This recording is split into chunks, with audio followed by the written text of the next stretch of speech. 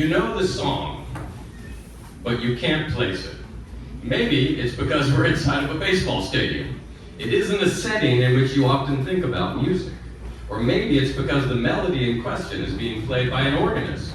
Or because it's hot and you're in direct sun. Whatever the problem is, you can't figure it out. But then, you don't have a chance to think much more about it. Because almost as soon as the melody has started, it ends. At which point, every human in the stadium claps 2 short bursts of 16th notes in response.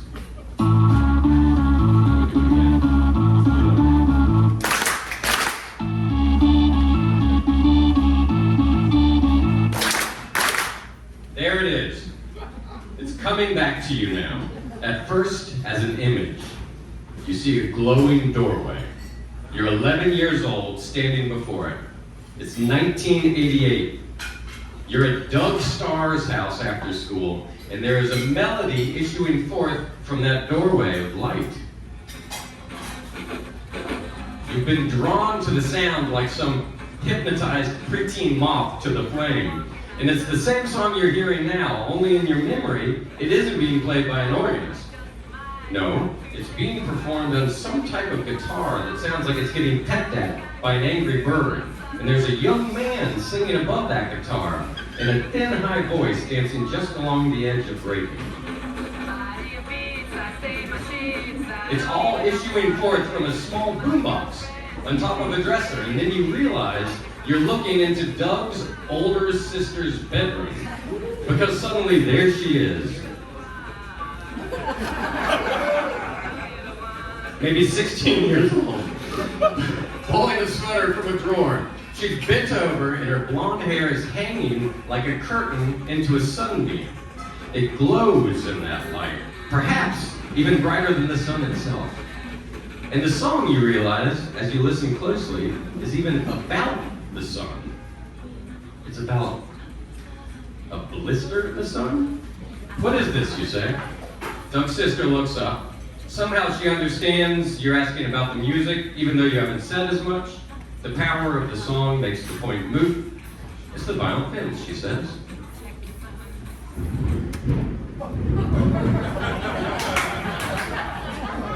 Yeah. That was awesome. Thank you, good night.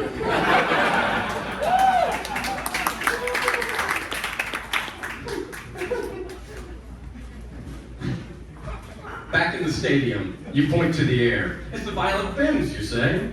Oh yeah, your wife says, weird. It is weird.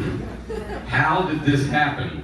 How did this song, Blister in the Sun, the opening track off the acoustic post-punk band's self-titled 1983 debut album, manage to enter the American lexicon of sporting anthems?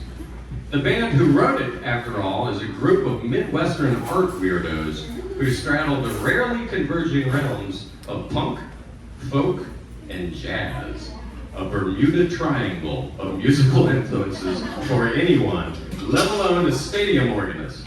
Nonetheless, here it is, Blister in the Sun, sounding out like a clarion call to the screaming hot dog vendors and pale sunburning grandpas.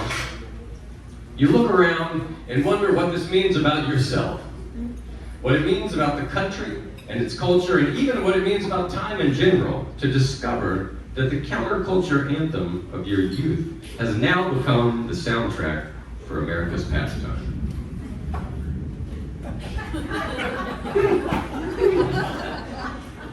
But then you stop thinking and clap.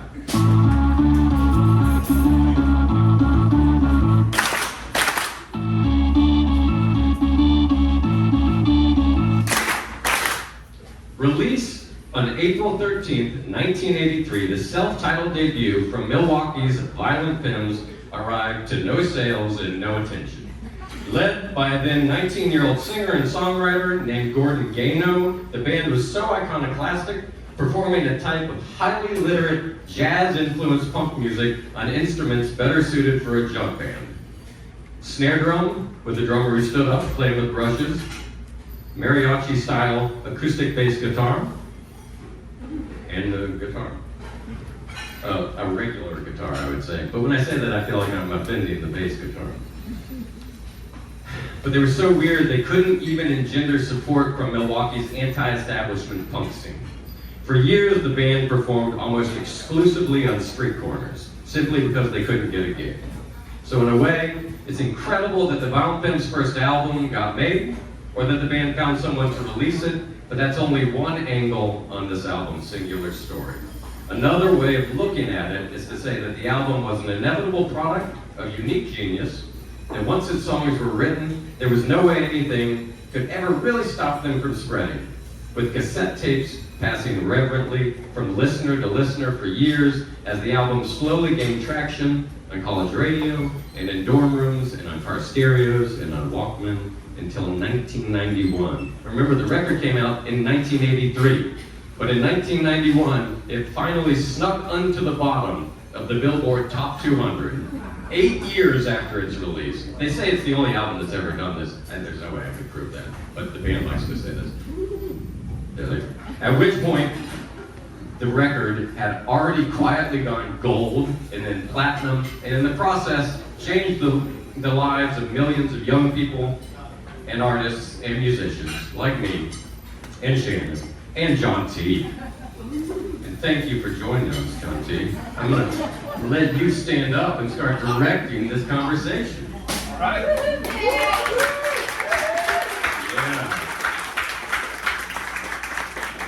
I would say that's a hard act to follow, but I guess I'm part of the act. So. Yeah, it's a variety act. So this album and the songs all on it, you describe them in this book as inscrutable. And you reference Louie, I think, in the Inscrutability Index. Yep. So what does that inscrutability make possible for this record and its endurance and the way it reached you?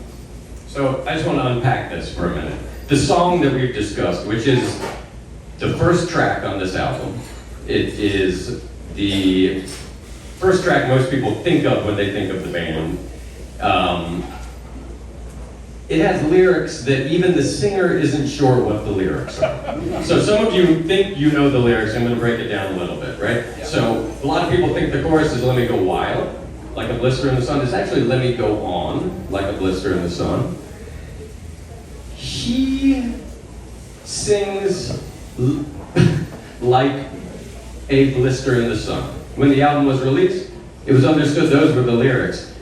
But Gordon, the singer, says he doesn't know what the lyrics are, that the vowels A and I get mixed up in his brain. He told me, I don't even know what I sang last night. And I honestly didn't believe him. He said, I think it's A Blister in the Sun. But he had to handwrite the lyrics for the re-release of the 40th anniversary pressing. And I looked at it, that was just a couple years ago, and he wrote, like I Blister in the Sun. So the point is, this confusion about lyrics, the confusion about when the record came out, right? It peaked in 1991, came out in 1983. I think it's part of this timeless thing about this band. Because they played such weird instruments, the recording process was essentially live, and it's an album that could have been recorded in 1951, in 1983, in 1996, or yesterday.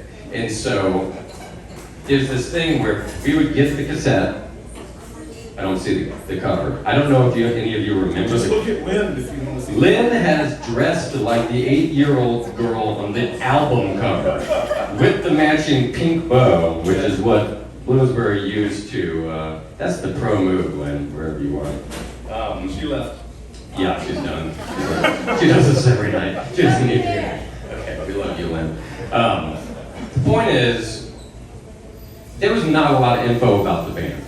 When you started listening to the band, there wasn't a lot of ways to unpack what you were even listening to. And so you bring your own thing to it. And Gordon makes the point that Louie is a hit that's like that nobody really knew what he was saying. And Gordon, the singer, appreciates that. He says he thinks that's part of the magic.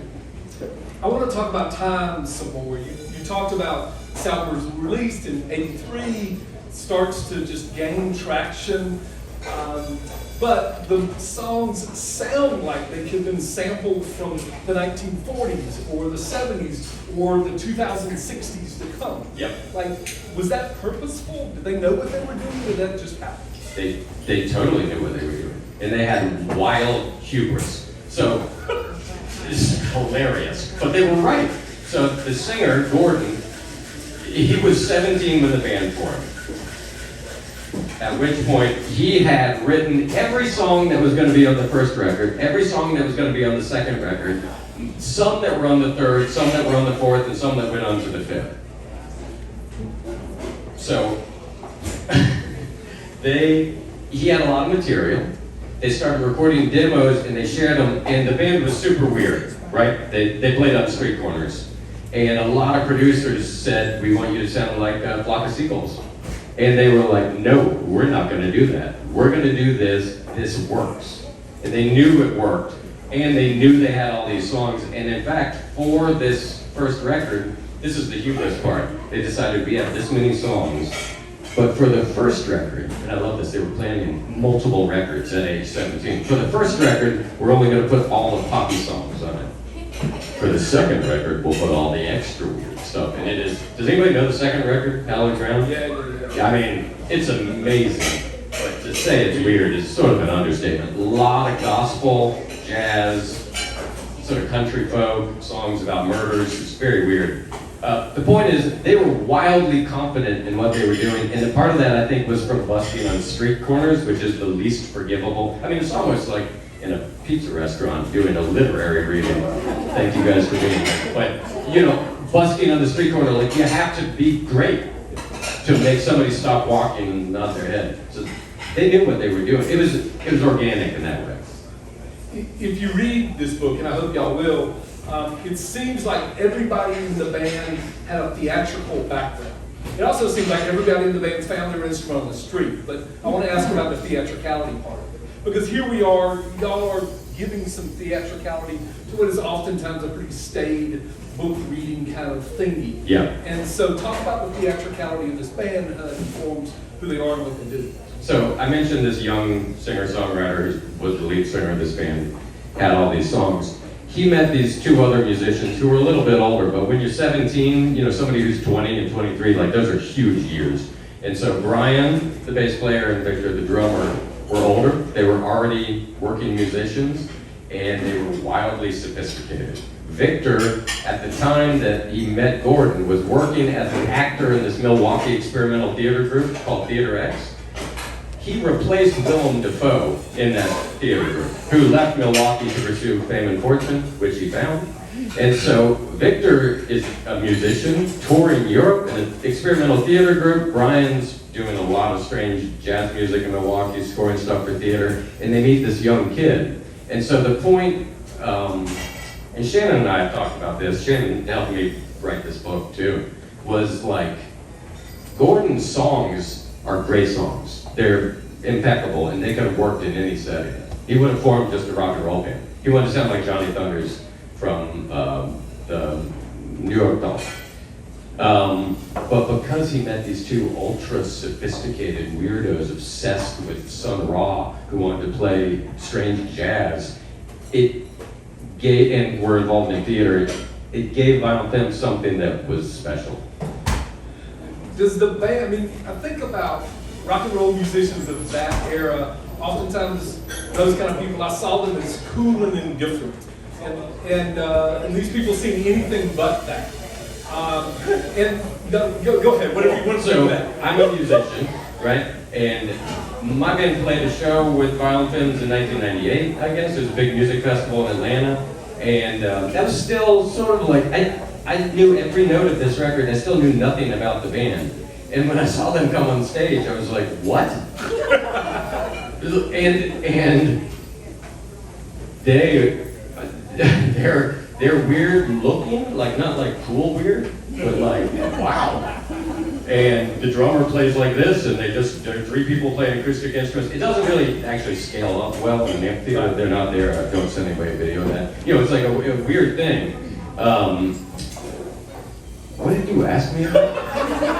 Well, I was getting to a question, but it seemed like you wanted to talk. So. Well, I was just so excited about remembering seeing them. You're talking about being weird and cool, but like they sort of play outside the rules because they're so unique. The question I was getting to is like, you know, all these many years later, does this band still like this album?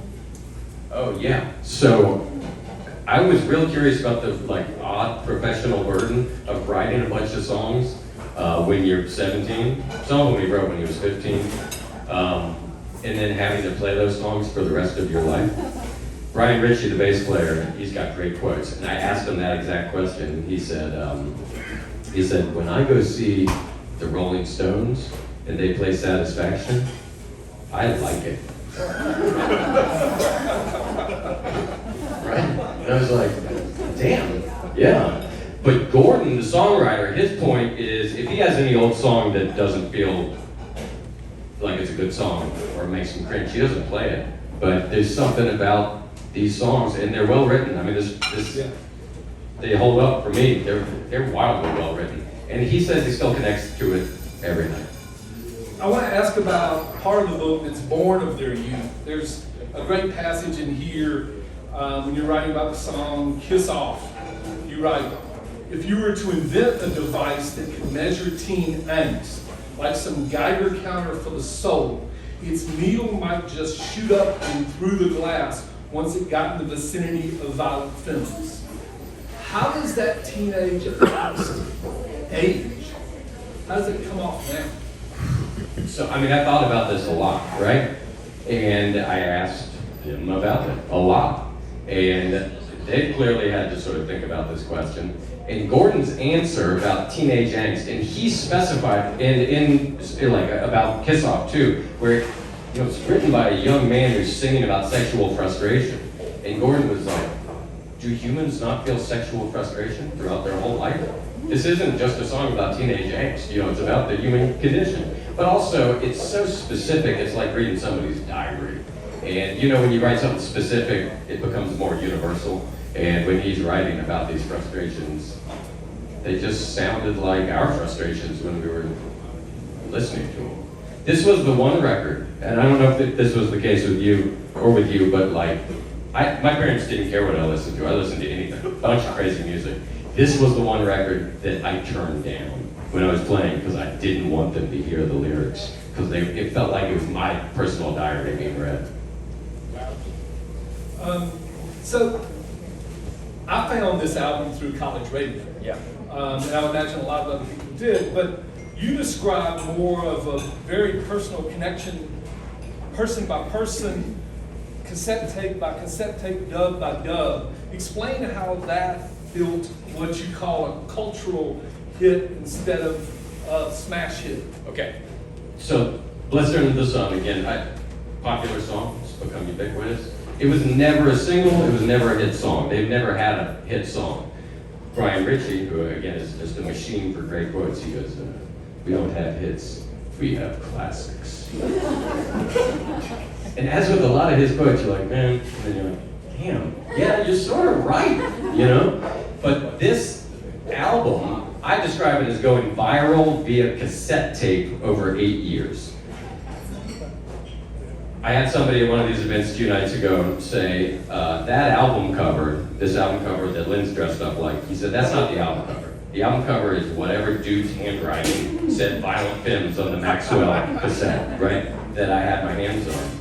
And the inscrutability of the band, the inability to learn a lot about them, we all knew every note of this record. We had no idea what they looked like, where they were from, what instruments they played, or what they were doing. It couldn't happen today. So there's something to that. I don't know the real answer, but all that is sort of wrapped up in it. But another thing that I want to talk about with cassette culture, remember the band was snare drum with brushes, right?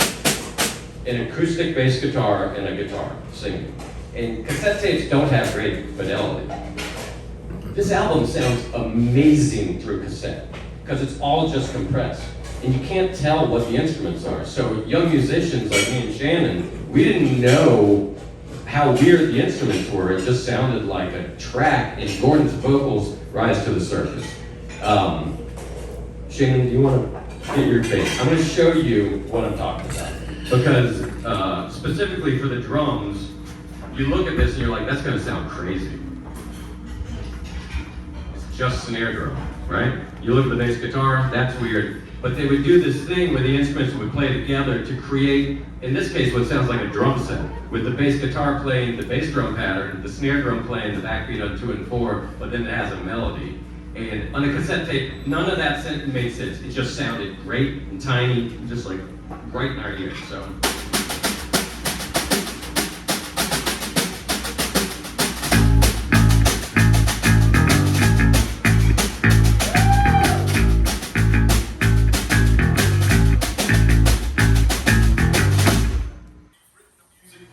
So where are you on that continuum? The one of music and words. I'm on the continuum where my agent is like, now it's time for the big music book. I don't know that I really was so stressed out about getting it right with the Femmes and like just the reporting aspect. In my mind, I would like to do another piece of fiction. I don't know. I'm working on a couple things, but. It is sort of funny to pick up music writing. I don't necessarily want to have the identity of being a music writer, but I can't deny that I come to music with a certain set of tools and perspective that's useful. But so the real answer is I don't really know, but I'm trying to not transition into being like, I'm gonna go to the concert tonight and review it for whatever. I've just been at clubs for too long. He says as he's standing on the stage in a club. Well, we do have time for questions. I want to say that how much pleasure it is to be here with y'all and to talk about violent films. I have hearing aids, if you can't see. And the reason I have hearing aids is I went to see the Violent Femmes in about 1984, and they played the 688 Club in Atlanta. And I won tickets to the all ages show. I already had tickets to the regular show, but I won tickets on WUOG to the all ages show. Yeah. And I got there so early to the all ages show that I just sat on the stage with my back up against the speakers, and nobody ever made me move. And I stayed there all night through both shows. Yeah. I went to go to the bathroom once in a while. People brought me beer, but I swear that's when I lost my hearing. Yeah, that wasn't good. It was worth every minute. I'm glad that you can hear me saying I'm glad. Yeah. Y'all have questions for Nic or Shannon? Oh, and before, let me say we're going to do question and answer, and then at the end of it, in a little bit, Tyler Keith is going to join us to actually perform the last song off the record to close things out. And so thank you, Tyler. He'll be up here in a little bit, but yeah, we got time for some questions. Yeah. On Saturday, I heard you interviewed on Mississippi Public Radio on Sound Opinions. Yeah. And when you, as you just said, with the record, you didn't know who they were, where they were, what they looked like, and all that. And I immediately thought of Klaatu. Who? Klaatu, you remember them? No. 1976, maybe 75, and I'm only 21 years old. well, everybody wanted them to be the Beatles. Okay. And it's a great. I wanted them to be the Beatles as well, but there was nothing on the record about who they were, where they were from. Rolling Stone thought they might be the Beatles. Yeah. You know, doing this secret record. It's a fantastic record. Turned out not to be the Beatles. But I was just wondering if you thought that maybe these guys knew about Klaatu and that whole thing. I think that they understand. I don't know if they knew about that band. They didn't talk to me about that specific band. But because they were so deeply involved in theater, and they did have this, like, they were more sophisticated than I was for sure when I was forming a band at that age. I think they understood that, like, a bit of a cloak created intrigue. And if you look at their album cover, it plays against type. It's a photo of an 8-year-old girl looking in through a window into a garage. You know, so they're cultivating mystery off the bat. On the inside of the album cover, it's not just like it's filled up with text and lyrics. It's like 7 lines. And so, I don't know the real answer, but they knew what they were doing. Yeah, thanks. Yeah. You mentioned them playing on street corners, and then you saw them at the festival. Yeah. And also the cassette culture of them. What was their touring like between 83 and 91 when the record broke? Were they on the road constantly? Yeah, ton. And who were they playing with? Right. What was, yeah. So the record came out, and they did like a little American tour that nobody cared about. They went to Rough Trade, put the record out in Europe. They went to Europe, and when they were in Europe, there were these 2 college radio stations in the Midwest that started playing it a ton. And they came back, and all of a sudden there was a little bit of traction. They started playing bigger rooms, and it spread on college radio. And so it was like they were going from, Proud Larry's to like the Lyric or something, right? But I talked to them about this too, about like that move from super small to being culturally ubiquitous and touring and playing big shows. I don't know exactly who they were touring with, by the way, but I was talking to Gordon about it, and I said, like, when the record came out, what did you expect? Like, what do you guys think was gonna happen? And he said, oh, two things. One, we would either be like Richard Hell and the Boyhoids, a punk band from New York, and just be in a band and be able to fill some punk clubs, or we'd be playing amphitheaters. He's like, we didn't know there was anything in between. And then he got real quiet. He goes, I guess that means we're rock middle class. That's like, yeah, I mean, maybe that's better, But if you think about those guys, like, they're not playing the promotion game that a lot of musicians do, whether you're young or at that stage in their career. Nobody knows anything about Gordon Still. What does he do? Where does he live? Like, he's not out there.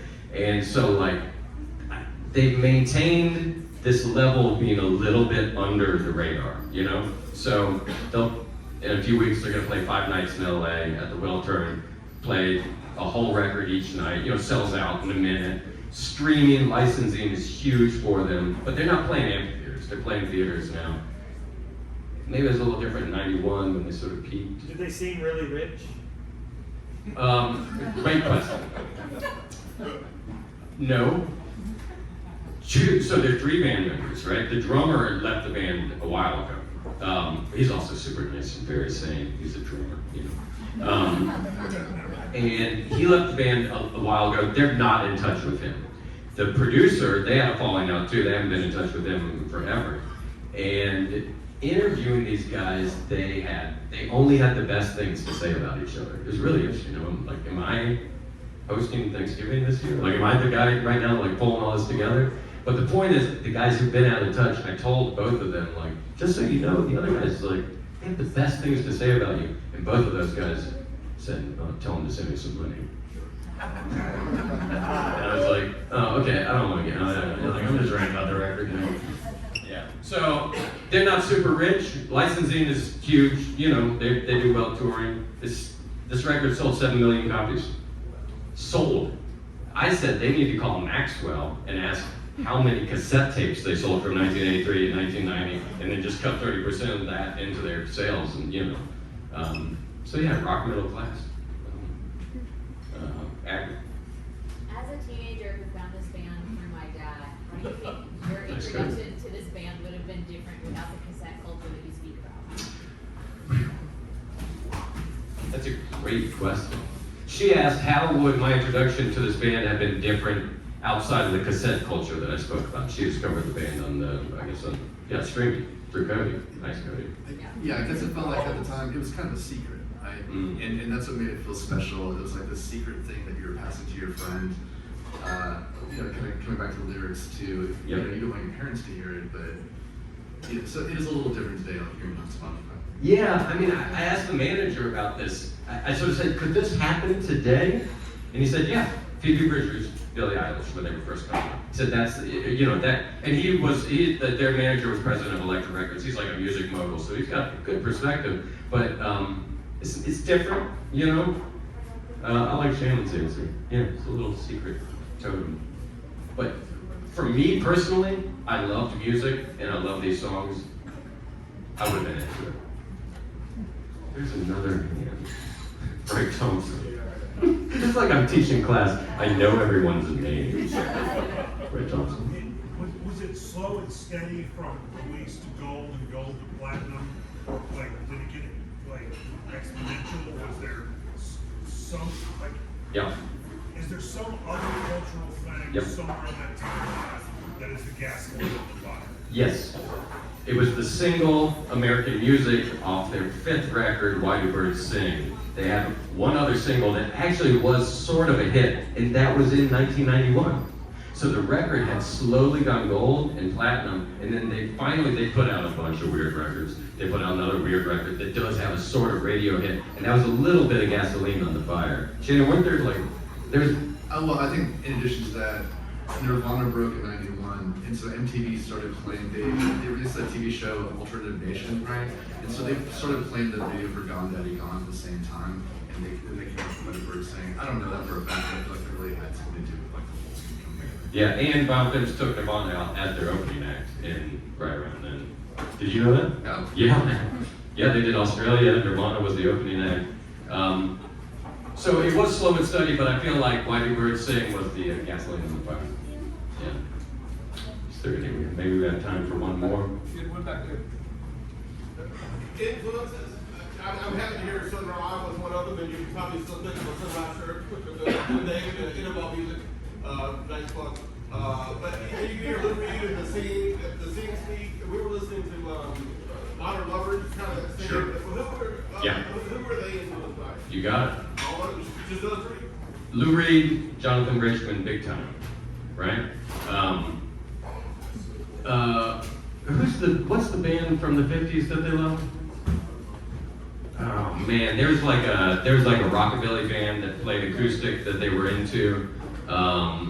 Gordon was obsessed with Johnny Thunders and the New York Dolls. He didn't want to be in a band like this. He wanted to be in a 4-piece band with electric guitar, like a real band, you know what I mean. And so he liked some of the more straight ahead stuff. But Victor and Gordon, you know, they were into Sun Ra. They were playing jazz. They were out there. They were playing with this guy named Doorway Dave, who was an actual hobo. Like he traveled the rails, and when he would stop in Milwaukee, they would like play on the street with Doorway Dave. You know, Gordon really, Lou Reed is the OG for him. Yeah. But one more. Yeah. Do they have any songs that they think should have gotten bigger? Like, what's the most underappreciated song in their memory? So he asked, are there any songs that they think should have been bigger, and what's the most underappreciated song? Well, first of all, off this record, there was only one single, it was Gone Daddy Gone, that Shannon was talking about. They were surprised that was the choice. They thought Blister in the Sun should have been the single. I asked why they made that choice, right? And she said, I don't know exactly why, but I know how they were making those decisions. They were on drugs. I sent that quote back to him, like, sure, do you want this in print? He's like, yes, they were on drugs. So I know they think maybe like initially the Blister in the Sun would have gotten more attention. They thought it was funny that Gone Daddy Gone was the initial big single, and they did that because all the other tracks they'd recorded on 8-track because they had a cheaper rate at the studio, but Gone Daddy Gone was the big production number. They had a tambourine overdub and a glockenspiel overdub. And that's why the label was like, there is some validity to it. Actually, if you listen to that track to the rest of the record, sonically it just opens up. You know, it sounds great on the radio. But that's all I have to really answer that question. Honestly, I think that they're sort of past wanting radio hits because these songs, their manager calls them cultural hits, you know? And they just sort of like, I think they feel good about that. Okay, we're gonna wrap up the Q&A. We're gonna get Tyler Keith up here. Thank you, John T. Thank you, Ray. Thank you all of you guys, and Fred, Larry, and Shane. And don't forget to buy copies of Nic's book, Bang Bang Crashes there, and so is the latest Violent Femmes. And I see some John T. Edge over there too. Thank you guys. We're gonna get Tyler up here. Sit on stage like last time. Don't sit down.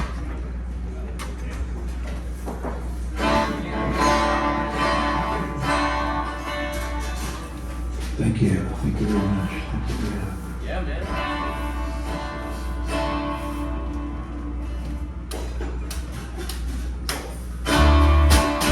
Good feeling, won't you stay with me just a little longer? Always feel like you're leaving, and I need you here just a little.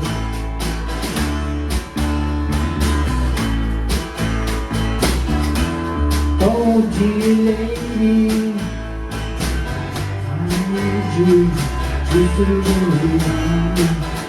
Your voice says I'm going crazy to watch my world disappear.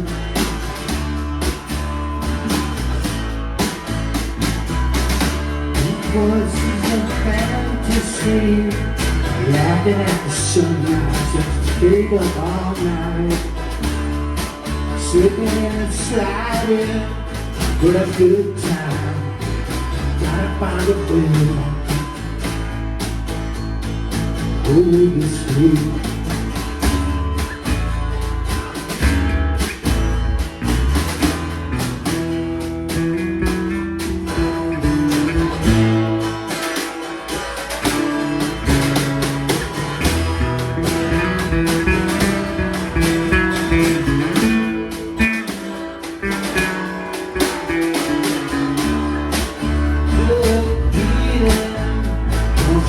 Stay with me just a little longer.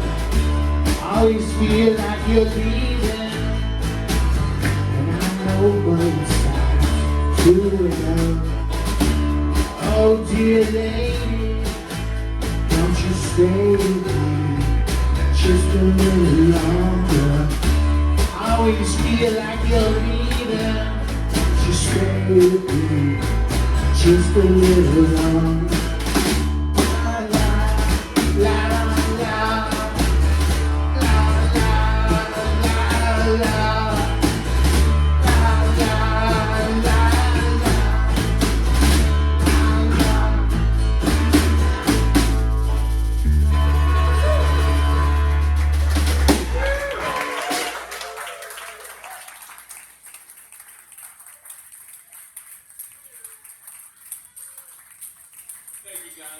Thanks, Tyler.